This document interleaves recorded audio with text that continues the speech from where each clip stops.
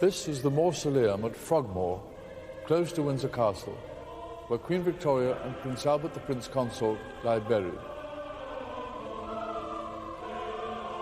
As a great-great-grandson, I've always had a considerable fascination for them and the influence they exerted. This film focuses perhaps rather on Prince Albert, who was responsible for some of the things we take for granted in this country today. He helped fashion the constitutional model of our monarchy. He had a hand in social reform. He was a patron of the arts, and he built some of his family's great houses.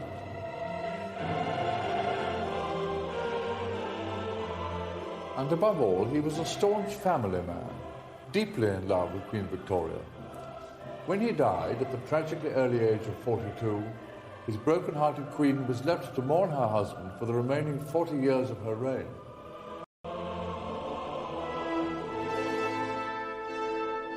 I always get a strong feeling of Queen Victoria's sense of loss from this photograph of mine, which shows Prince Albert, and in her own handwriting, Queen Victoria has written, "Beloved Papa," meaning Albert, "from poor, broken-hearted Mama." When she wrote it, the Prince Consort had already been dead for 2 months. No human power will make me swerve from what he decided and wished. Queen Victoria vowed sadly after the Prince Consort's death, and right up until the Queen's Diamond Jubilee in 1897 that crowned the remaining 40 years of her lonely reign, she was guided by Prince Albert. The man she had loved so passionately at the beginning of her life was now no longer at her side. But his legacy still lives on here in this country.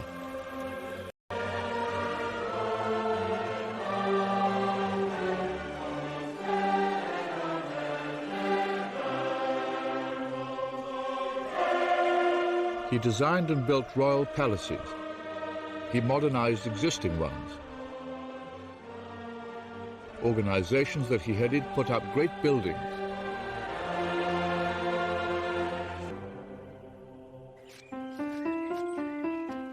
Before he was 30, Prince Albert designed and built Osborne House on the Isle of Wight as a romantic hideaway for the Queen and his family.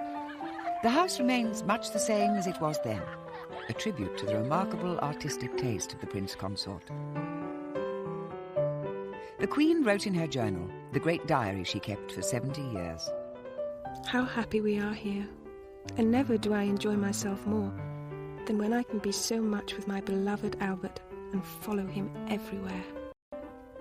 We have to remember that Queen Victoria was only 18 when she became sovereign. By the time she was 40, she was raising a family of 9 children, and still her responsibilities for her country and its colonies were enormous. She'd also survived a lonely and friendless childhood. As Queen, she'd grown totally dependent on Prince Albert. Victoria wrote, "Consequently, I owe everything to dearest Papa, Albert. He was my father, my protector, my guide and advisor in all and everything. My mother, I might almost say, as well as my husband. I had a very unhappy life as a child, had no scope for my violent feelings of affection, had no brothers or sisters to live with, never had a father." Princess Victoria's childhood was spent at Kensington Palace a few years after the Battle of Waterloo. Her father had died before she was 1, and Victoria was brought up by her mother, the Duchess of Kent, and her close confidant, Sir John Conroy. They devised what came to be called the Kensington system, which was a plot to make the Duchess of Kent regent when Victoria came to the throne. Their scheme was to manipulate and coerce the young child into doing what they wanted. The young princess was kept isolated, here in these apartments, away from the royal court and even separate from other children. Princess Victoria was carefully shielded and protected. She had to sleep in the same room as her mother until the day she became queen. Not having many young friends, and no brothers or sisters of her own age, the young Princess Victoria made these dolls. There were well over 100 of them. They were all made in the likeness of adults, and they became, in a way, a substitute for childhood friends.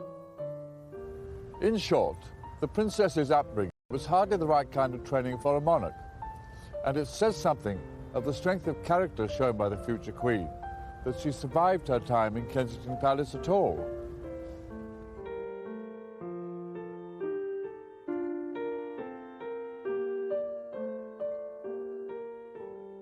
Princess Victoria's first cousin was being brought up with his brother here in Coburg in the middle of Germany.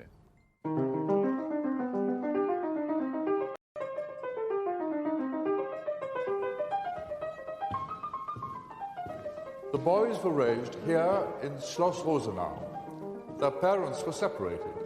The mother had gone away and their father was often out of town. But in spite of that, they did manage to have a very happy childhood.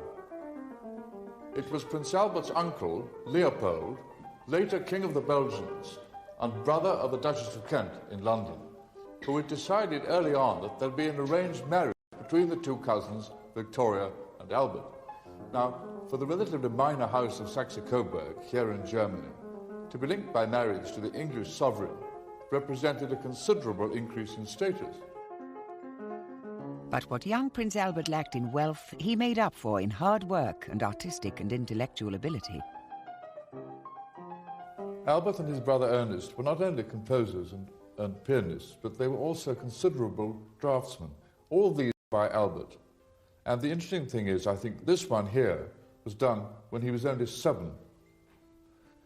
This is a rather fine sketch of a man in armour, and this one here is of a poor lady who was about to meet some awful fate, I think as a Sabine. Both of them were done when he was only 13. The brothers were great lovers of natural history, and they started a small collection which later became a museum. Here are some examples of what they had collected. They're predominantly birds, and this was an interest which, certainly in the case of Prince Albert, was something which was to be with him all his life.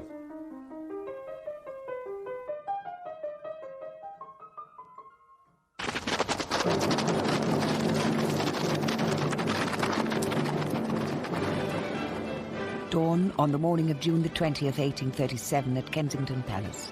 The Lord Chamberlain of England and the Archbishop of Canterbury had ridden through the night from Windsor Castle.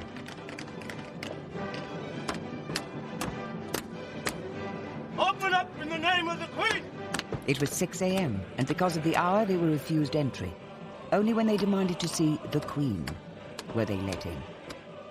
Princess Victoria was woken and informed in this room that her uncle, King William IV, had died during the night.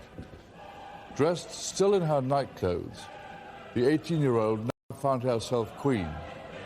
Victoria had a remarkable first day as sovereign here in Kensington Palace.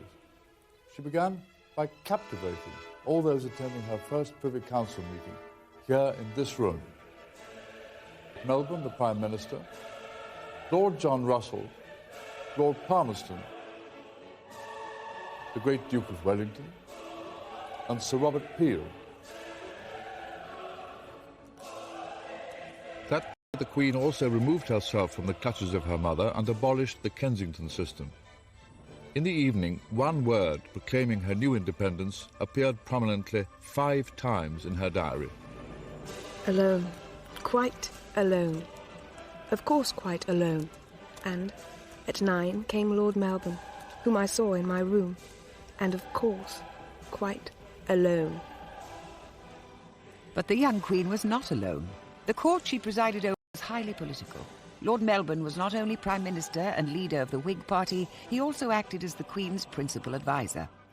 Dining and riding with Lord Melbourne most days, the teenage Queen became first dependent on his advice and then quite infatuated with the worldly 58-year-old Prime Minister. The young Queen was readily influenced by Lord Melbourne. He distrusted change and hid from her the truth about social conditions in Britain. He believed children should be put to work in factories rather than starve. He thought flogging in prisons and treadmills was permissible, and that workhouses were for the social good. So, at a very early age, Queen Victoria's natural sympathies were blunted by the views of Lord Melbourne. Worse, the court Queen Victoria had inherited was traditionally partisan. Her ladies-in-waiting appointed by the party were wives of prominent Whig politicians. Inevitably, the crown became embroiled in a political crisis. It came when Melbourne's Whig government was forced to resign. The young Queen was desperate at losing her father figure. She wrote tearfully at his departure, All my happiness gone. That dearest, kind Lord Melbourne no more my minister. I sobbed and cried much. and the next day at Lord Melbourne's final audience. I sobbed much, and kept holding his hand for some time fast in one of mine. I felt that in doing so he could not leave me. Then, in her grief, the young Queen behaved unconstitutionally. I could eat nothing. Wrote one line to the Duke of Wellington to request him to come. Instead of calling upon Sir Robert Peel, the leader of the opposition, to form the new government, the Queen asked another close friend, the powerful Duke of Wellington. The Queen was playing a dangerous political game to get her way. Wellington wisely declined. Ma'am, here is my list of cabinet appointees. The disgruntled Tory opposition leader Peel retaliated. And my request, ma'am, is that you remove your... But ma'am... The Queen was asked to replace her ladies of the bedchamber, many of whom had become personal friends, but all of whom were Whig supporters. The Queen adamantly refused. In the deadlock that followed, Peel said he could no longer form a government. Triumphant, the Queen wrote back to Lord Melbourne. I was calm, but very decided. The Queen of England will not submit to such trickery. Keep yourself in readiness, for you may soon be wanted.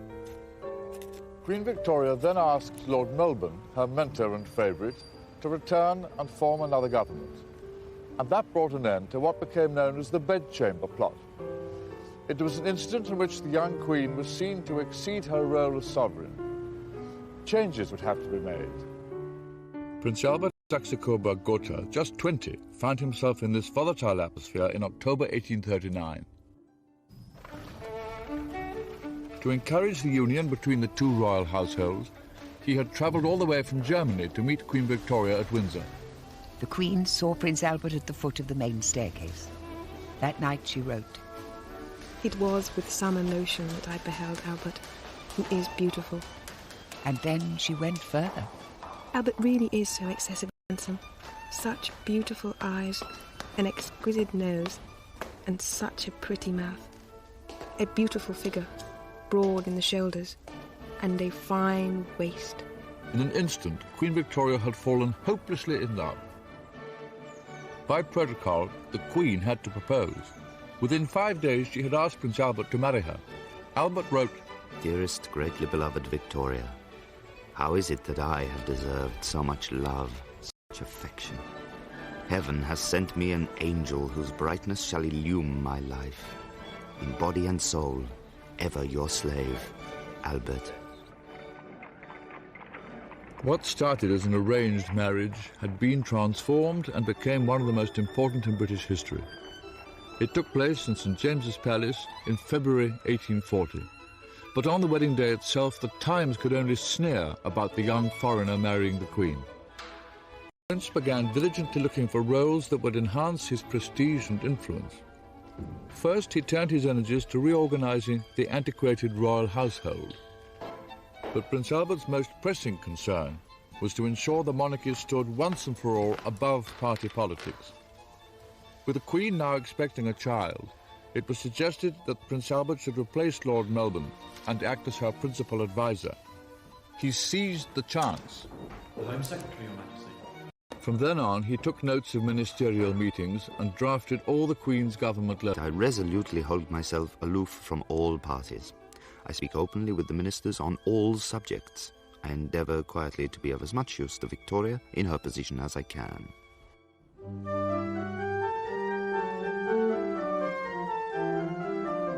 Sir Robert Peel was aware of Prince Albert's artistic talents and invited him to chair the Royal Commission to select pictures for the newly built Palace of Westminster.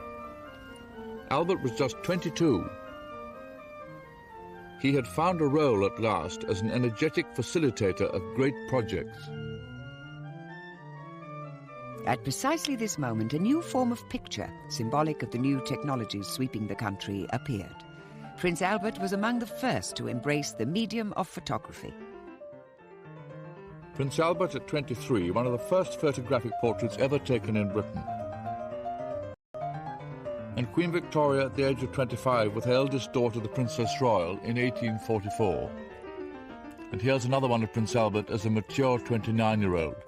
By now he was becoming an innovator, determined to come to grips with the great industrial age sweeping Britain.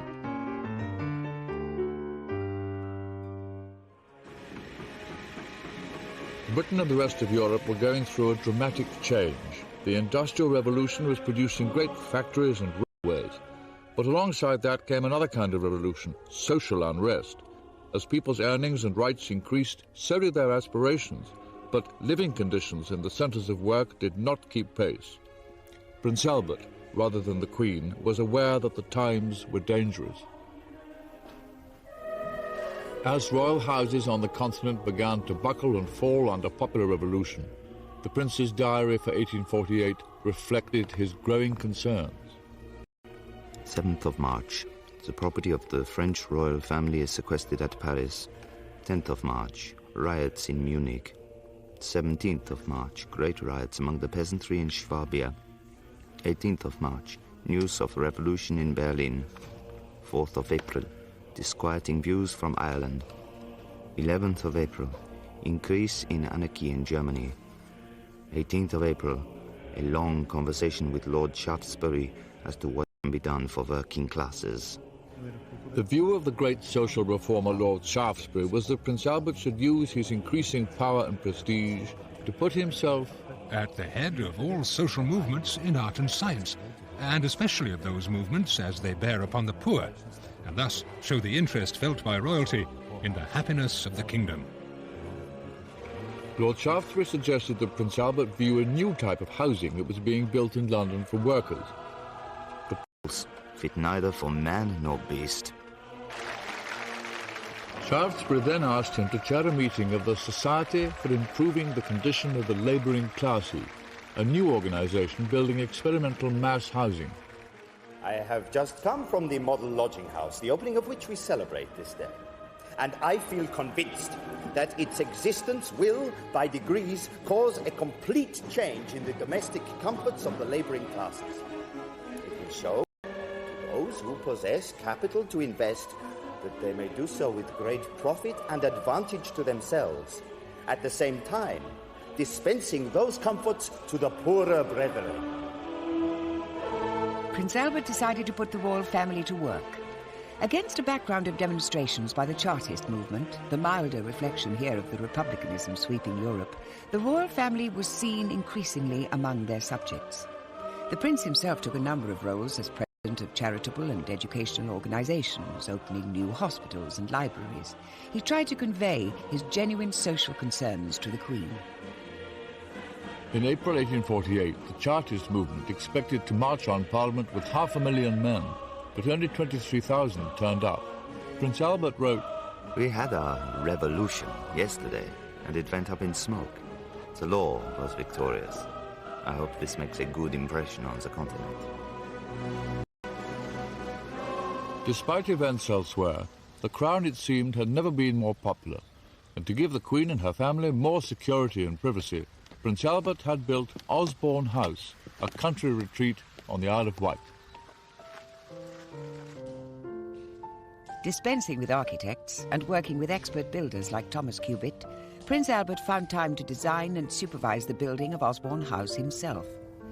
Its conception tells us much about the prince's ideas for fusing art with modern technology. This is the drawing room used by the Queen and her family after dinner. The Prince Consort had designed it in an L shape so that the Queen and her guests could sit here, undisturbed by the gentlemen playing billiards in the other part of the room. Queen Victoria actually played billiards herself here sometimes in the afternoons. Osborne was above all a family home, and by 1857 all 9 children of the royal couple had slept in this nursery.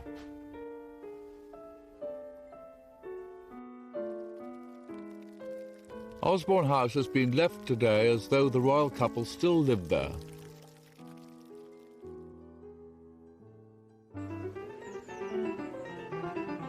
Prince Albert laid out the park.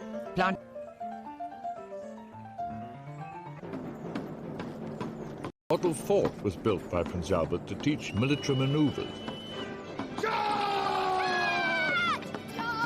on, you men! That is good. There was an extensive nature museum like the one of his childhood. What is this eagle called? White-tailed eagle. And how fast can it fly? But even at Osborne, the Queen was never far from the duties of state. Prince Albert had become the power beside the throne as he sat next to his wife drafting her letters. But she was clearly frustrated about the way successive governments had failed to recognize his services to the country. Victoria wrote, "Oh, if I only could make him king." To compensate, the Queen had a second door made leading into the council room at Osborne so that they could enter simultaneously for council meetings.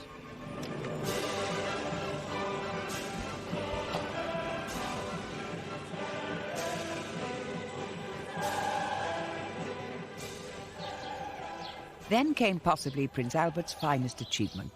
He became the guiding force behind a festival of art, science and engineering that would capture the spirit of the Victorian age. He had once admired the great conservatory at Chatsworth House in Derbyshire, and when its architect presented him with a daring plan to house the exhibition in a palace of glass, the prince approved. This is the first sketch for the great exhibition. It's a doodle on blotting paper by Joseph Paxton, the designer of the Chatsworth Conservatory. At the start, the great project hit difficulties, many of the objections coming from establishment enemies of the foreign prince. The Royal Commission that the Prince chaired had two aims. It recognised the worldwide supremacy of British industry, but believed it could be further improved by exposing it to superior design from abroad. So by making the exhibition international, the Commission created a showpiece for free trade. This was strongly opposed by protectionists within the government. It was a question of whether this exhibition should be exclusively limited to British industry. Particular advantage to British industry might be derived from placing it in fair competition with that of other nations. Then there was a problem of finance. The government declined to contribute, so the cost of £108,000 was raised by public subscription. The Queen and the Prince provided £1,500. There was opposition to the use of the Hyde Park site. Led by a vociferous MP, claims were made that too many trees would have to be felled. So instead... At present I am more dead than alive from overwork. The opponents of the exhibition work with might and main to drive myself crazy. On completion, the Crystal Palace covered 16 acres, was 3 times the length of St. Paul's Cathedral, and made up of 293,000 panes of glass. It had been put up from scratch in 6 months. But 100,000 exhibits had still to arrive from Britain and the 4 corners of the world for the opening in May 1851. Everybody is occupied with the great day of tomorrow, and my poor Albert is terribly fagged. Terrible trouble with the arrangements for the opening.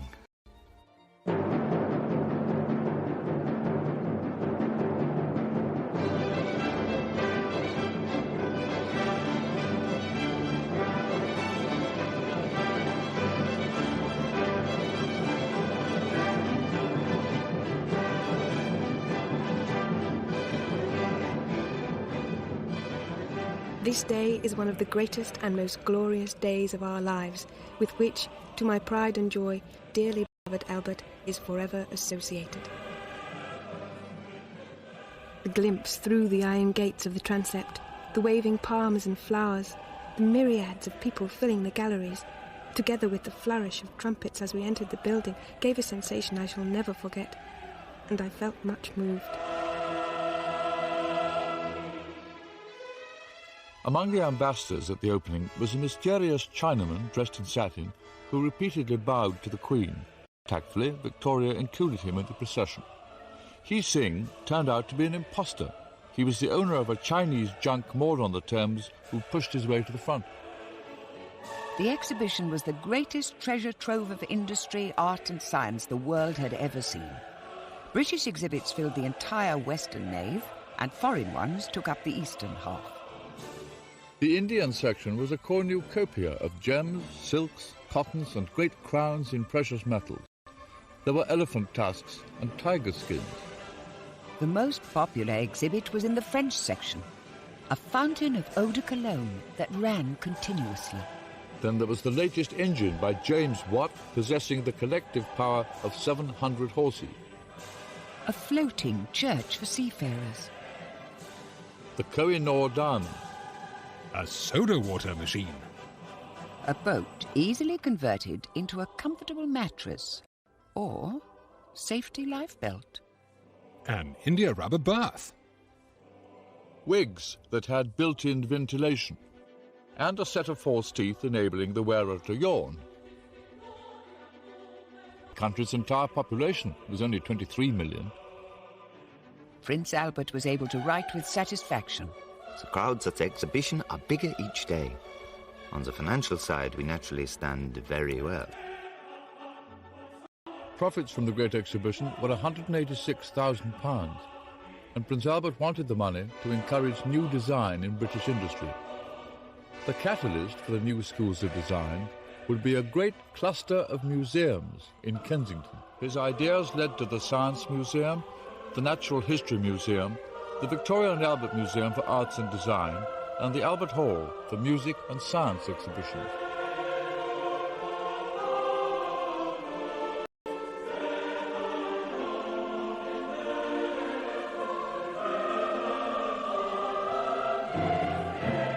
Although they weren't completed in his lifetime, the museums remain Prince Albert's greatest legacy to this country. And they extended the influence of science, art and design upon industry as a whole.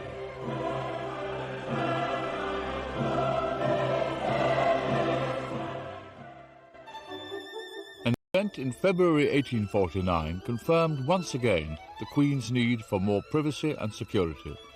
One of her sketchbooks was stolen from Windsor Castle and the contents published in a popular newspaper.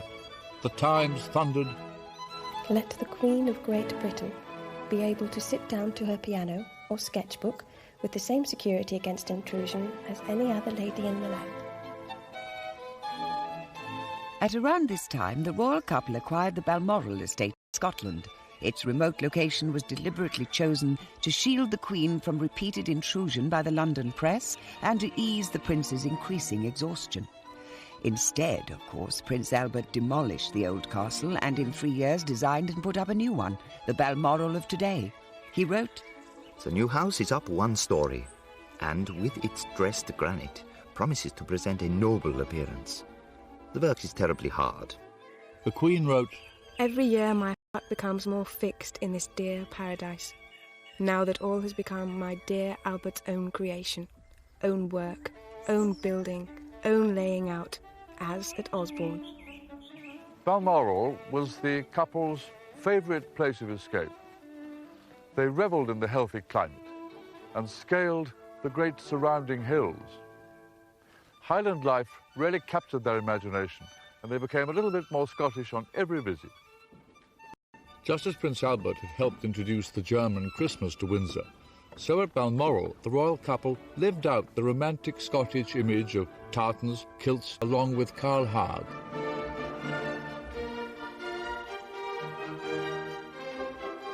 Even the gillies were painted.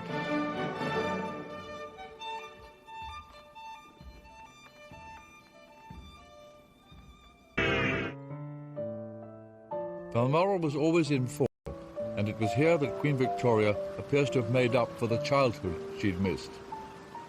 It was wonderful not seeing a human being, nor hearing a sound, excepting that of the wind, or the call of the black cock or grouse.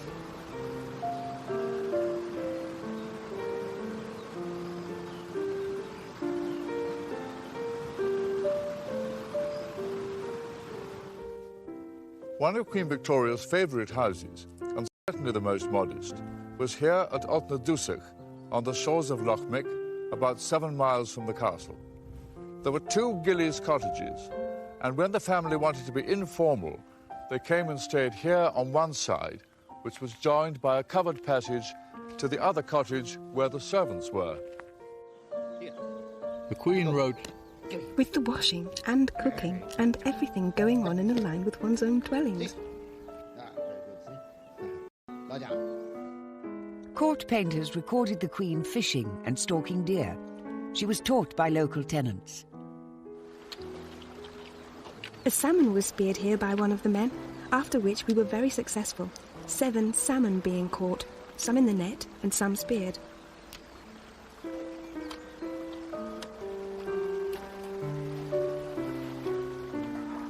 The scene at this beautiful spot was exciting and picturesque in the extreme. I wished for Landseer's pencil. Idyllic Landseer paintings captured life at Balmoral for the royal couple, and the normally restrained Prince Albert became more lyrical in his writing. We have withdrawn for a short time into a complete mountain solitude, where one rarely sees a human face, where the snow already covers the mountain tops and the wild deer come creeping round the house. I, naughty man, have also been crawling after the harmless stags, and today I shot 2 red deer.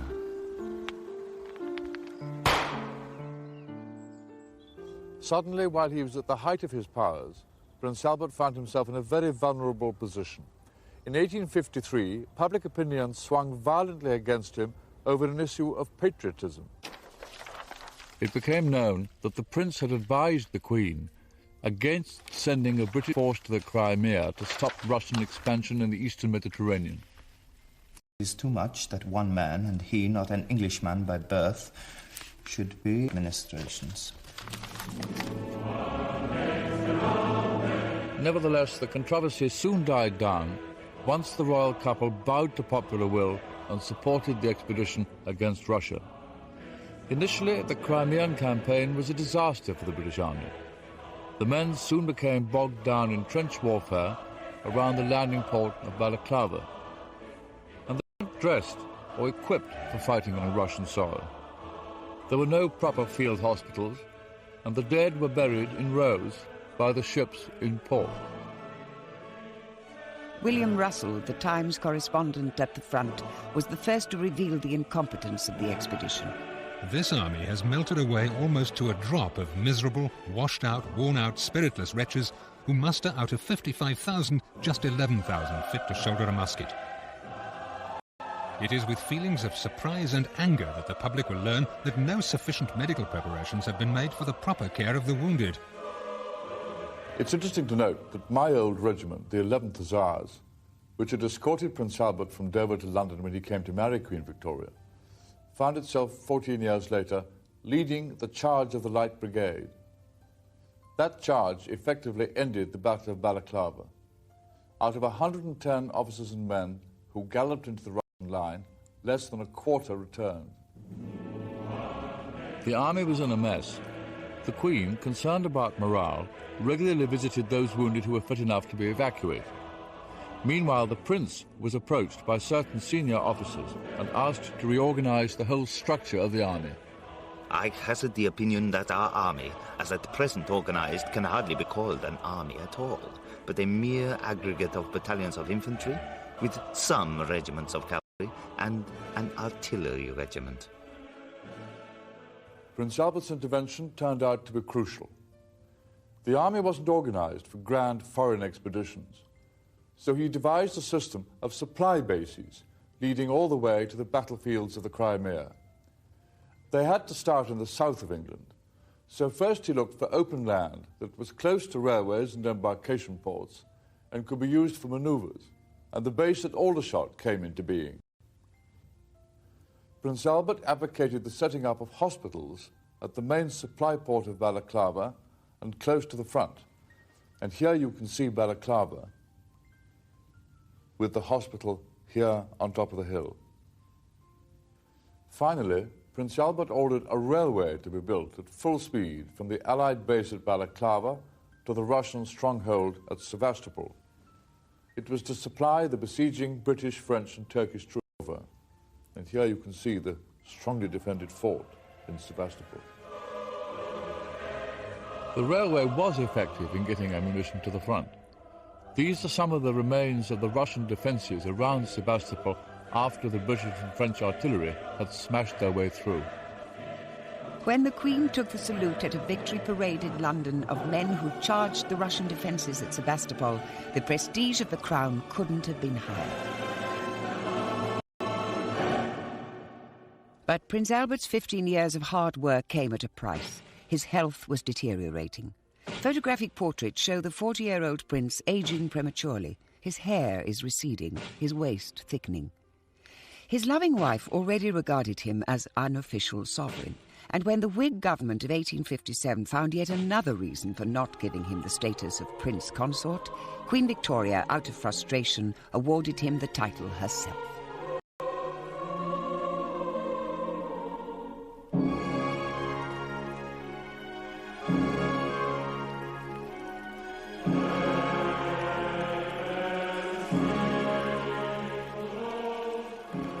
In December 1861, the idyllic marriage was suddenly over.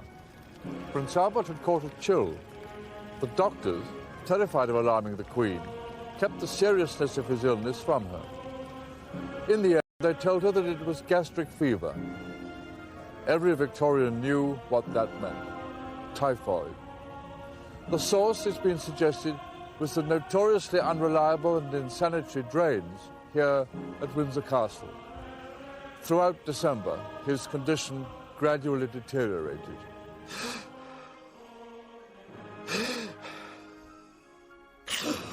On the night of the 14th, the Queen heard tortured breathing coming from the blue room where Prince Albert lay. She rushed to his side and whispered in German, Es ist das kleine Frauchen. "It is your little wife. Kiss me." 2 or 3 long but perfectly gentle breaths were drawn, the hand clasping mine, and it turns me sick to write it. All was over. I kissed his dear heavenly forehead and called out in a bitter and agonizing cry,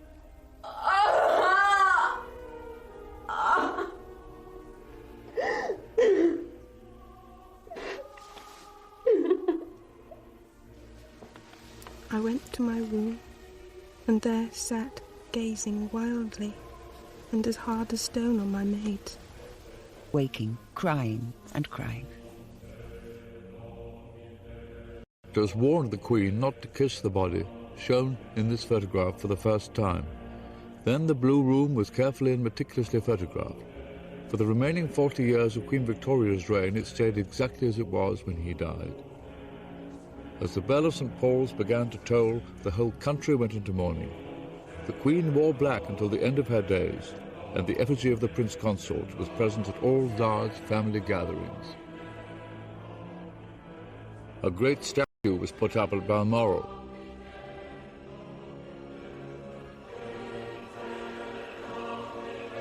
As well as at Caen on one of the surrounding hills. The mausoleum to hold Prince Albert was built at Frogmore on the Windsor estate, where the Queen had said that one day she would lie next to him.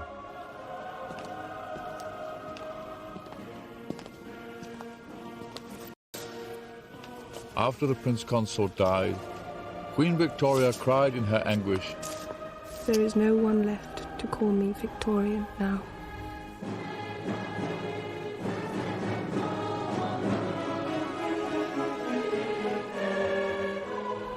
The Queen was heartbroken. She didn't carry out public duties again for 5 years. Right at the furthest corner of the Balmoral estate, on the shore of Loch Mick, stands the Glassholt. Queen Victoria used to come here